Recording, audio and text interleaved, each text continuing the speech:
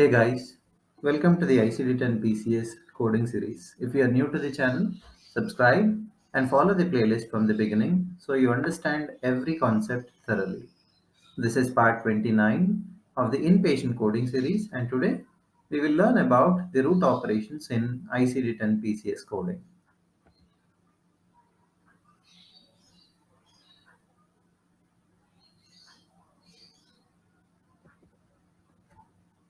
I'm Vinay Kumar. I carry an overall experience of 2 decades in the US healthcare industry with vast experience in coding, auditing, training, and mentoring. I have helped many professionals in gaining knowledge and preparing for their medical coding certifications. I am dual certified from both AHIMA and AAPC with extensive knowledge in all the verticals of the RCM. At the end of this learning session, we will have a better understanding of coding, the root operation release from the third group of root operations. We will also look at an example of coding from the medical and surgical section. And as I said previously as well, medical and surgical section is the most important and the largest section in ICD-10 PCS. So if you learn this section properly, then you'll be able to understand ICD-10 PCS much better. So there are 31 root operations in the medical and surgical section, and these root operations are divided into 9 groups based on similar attributes of procedures. Today, we are looking at the third group, which talks about root operations that involve cutting or separation only. Now, there are two root operations in this group, the third group, division and release. For the root operation division, the goal of the procedure is to cut the body part into two or more parts. Most of the autonomy procedures fall into this root operation. However, if another root operation defines the procedure more appropriately, then you'll have to use the other root operations for coding these autonomy procedures. Okay. Now, for root operation release, which is what we are talking about today, the goal of the procedure is to free the body part from an abnormal constraint or a restriction. So that's the basic difference between division and release.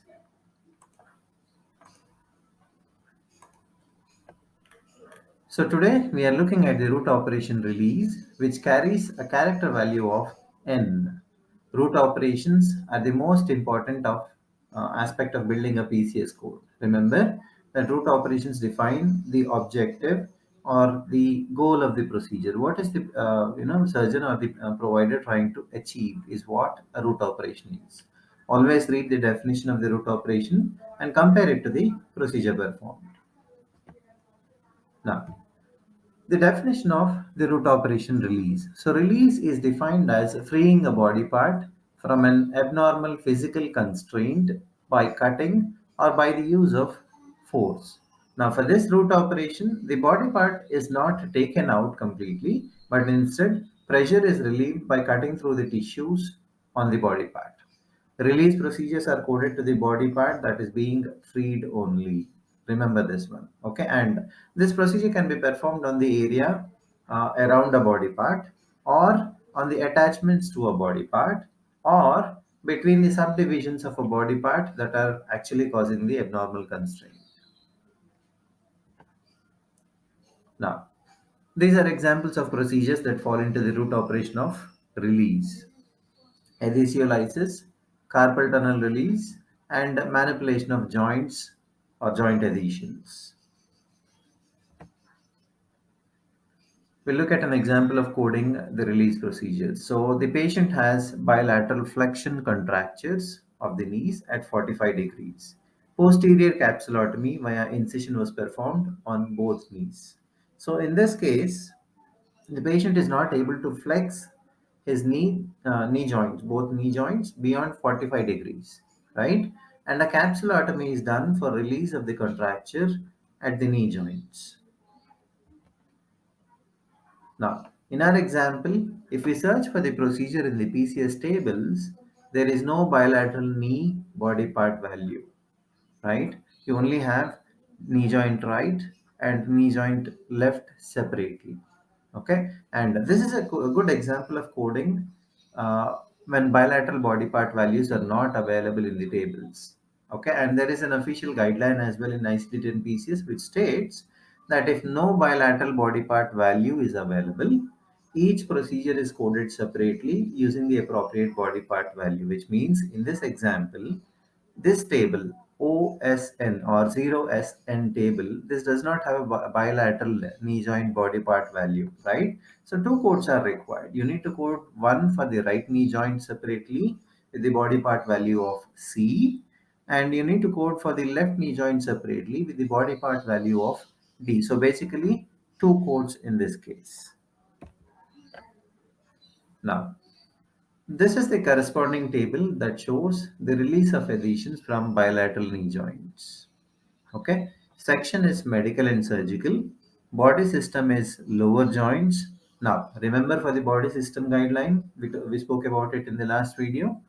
So anything above the diaphragm is considered as upper, and anything below the diaphragm is considered as lower system for the lower for the body system values in PCS. Okay, for example, this one lower joints, you also have a separate body system value of upper joints. Similarly, you have lower bones, upper bones, right? Lower arteries, upper arteries. So you need to be careful when picking up the body system value in PCS. Anything above the diaphragm is upper, anything below the diaphragm is lower. Okay, that's for the body system. So the third character is the root operation, which is release in this case. For the body part, since there is no bilateral body part value, we will code once for the right knee separately and once for the left knee separately. Approach is open because we are making an incision. No device for the sixth character. And the seventh character for the qualifier is Z or a no qualifier. So the code for the posterior capsulotomy of the left knee joint is 0SN